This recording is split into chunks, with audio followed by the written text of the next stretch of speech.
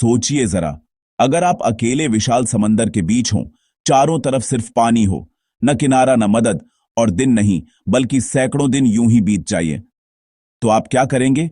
ये कहानी है एक ऐसे इंसान की जो अपनी छोटी सी नाव पर निकला था मछली पकड़ने, लेकिन जो हुआ उसने पूरी दुनिया को हैरान कर दिया। पैसिफिक ओशन, यह नाम सुनते ही हमारे जहन में एक अंतहीन नीला विस्तार आता है, लेकिन असलियत में यह हमारी सोच से कहीं ज्यादा बड़ा है। अगर कोई धरती के एक छोर से इस समंदर में सुरंग बनाकर आर पार जाए, तो दूसरी तरफ निकलने पर भी वो फिर इसी समंदर में होगा। दुनिया के 5 बड़े महासागरों में सबसे विशाल पैसिफिक ओशन, इसका फैलाव लगभग 165 मिलियन वर्ग किलोमीटर तक है, यानी हमारी पूरी धरती के स्थलीय हिस्से से भी बड़ा।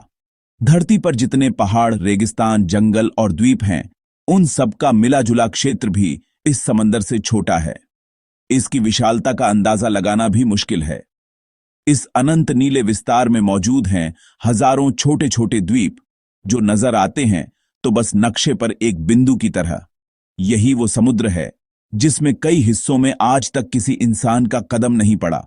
अगर कोई यहां खो जाए तो उसे ढूंढ पाना लगभग नामुमकिन होता है। और अब शुरू होती है उस इंसान की सच्ची कहानी, जिसने इसी विशाल समंदर में अकेले 430 दिन तक जिंदगी से जंग लड़ी। साल था 2012। मेक्सिको के एक छोटे से तटीय गांव कोस्टा डेल सोल में रहता था जोस साल्वाडोर अल्वारेंगा। उम्र करीब 36 साल। पेशे से वो एक अनुभवी मछुआरा था। 17 नवंबर 2012 की सुबह जोस अपने साथी के साथ मछली पकड़ने निकला। उनकी 7 फुट लंबी नाव बहुत साधारण थी, बस एक इंजन, कुछ जाल और एक छोटा सा डिब्बा जिसमें पकड़ी गई मछलियां रखी जाती। उनका प्लान था कि लगभग 30 घंटे बाद लौट आएंगे, इसलिए ज्यादा सामान नहीं लिया। लेकिन किस्मत को कुछ और ही मंजूर था। मेक्सिको के तट से लगभग 120 किलोमीटर दूर जब उन्होंने जाल डाला, तभी अचानक मौसम ने करवट ली। तेज हवाएं, ऊंची लहरें और काले बादल। कुछ ही मिनटों में सब कुछ बदल गया। जोस और उसका साथी नाव संभालने की कोशिश करते रहे, लेकिन तूफान इतना भयानक था कि इंजन बंद पड़ गया। उन्होंने रेडियो से मदद मांगने की कोशिश की, अपने बॉस को कॉल किया। जवाब आया कि बचाव टीम भेजी जा रही है, लेकिन उसके बाद रेडियो की बैटरी भी खत्म हो गई और संपर्क हमेशा के लिए टूट गया। अब वो दोनों खुले समंदर में फंसे थे। न दिशा, न इंजन, न कोई उम्मीद। हर घंटे उन्हें तट से और दूर ले जा रही हवाएं। सर्च ऑपरेशन शुरू हुआ, लेकिन 5 दिन बाद उसे बंद करना पड़ा। जोस की नाव तब तक तट से लगभग 450 किलोमीटर दूर बह चुकी थी, वहां जहां चारों ओर बस पानी था, आसमान और समुद्र के अलावा कुछ नहीं। भोजन खत्म होने लगा। बारिश का पानी ही पीने का एकमात्र जरिया था, जिसे वो प्लास्टिक की बोतलों में इकट्ठा करते। जब कई दिनों तक बारिश नहीं होती, तो वो समंदर की सतह पर तैरती बोतलों में बचा खुचा पानी संभाल कर रखते। समुद्री पक्षियों को पकड़कर उनका मांस खाते, मछलियां पकड़ते। कभी कभी उन्हें कच्चा खाना पड़ता। दिन हफ्तों में और हफ्ते महीनों में बदलते गए। समंदर की नमी, तेज धूप और अकेलापन अब मानसिक यातना में बदल चुका था। उनका साथी धीरे धीरे टूटने लगा और एक दिन उसने हार मान ली। अब जोस पूरी तरह अकेला रह गया था। चारों तरफ बस समंदर और ऊपर आसमान। फिर शुरू हुआ असली इम्तिहान।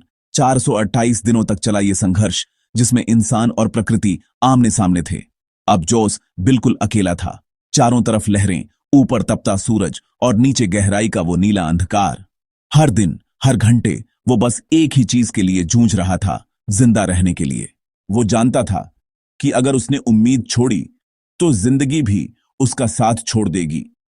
वो समुद्री पक्षियों का पीछा करता, कभी कभी मछलियां पकड़ने की कोशिश करता। जब कोई जाल काम नहीं करता तो अपने हाथों से शिकार करने की कोशिश करता। बारिश का पानी इकट्ठा कर वो प्लास्टिक की बोतलों में जमा रखता ताकि प्यास बुझा सके। कभी कभी उसे कई दिनों तक एक भी बूंद पानी नहीं मिलती। वो खुद से बातें करता, यादें दोहराता, अपनी मां की दुआओं को याद करता, क्योंकि अब वहां कोई नहीं था, बस वो और समंदर। दिन महीने में बदलते गए और जोस ने एक ऐसी दिनचर्या बना ली थी जो उसे जीवित रखे। सुबह सूरज की दिशा देखकर वो समय का अंदाजा लगाता, शाम को हवा के रुख से मौसम का। वो छोटे छोटे संकेतों से समझ गया था कि समंदर कैसे सांस लेता है। समय बीतने के साथ उसका शरीर कमजोर होता गया, लेकिन उसका हौसला नहीं टूटा।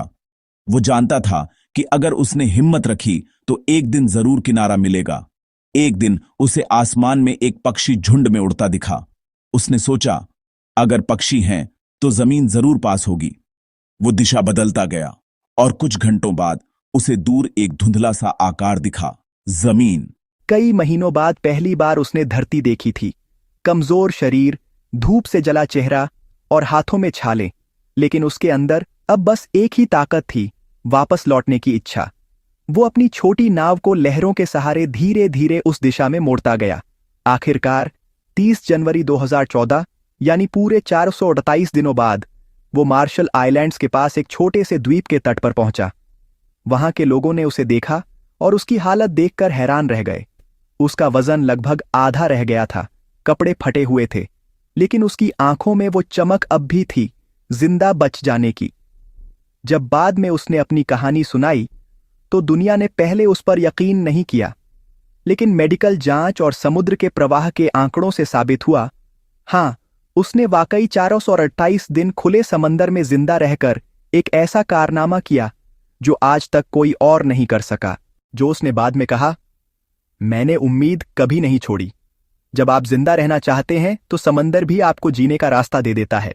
और यही इस कहानी का सबसे बड़ा सबक है। अगर इंसान की इच्छा मजबूत हो तो प्रकृति भी उसके हौसले को झुका नहीं सकती। यह थी उस इंसान की अविश्वसनीय सच्ची कहानी, जो अकेला था पर टूटा नहीं, जिसने जिंदगी से लड़कर दुनिया को बताया कि जिंदा रहने की चाह सबसे बड़ी ताकत है।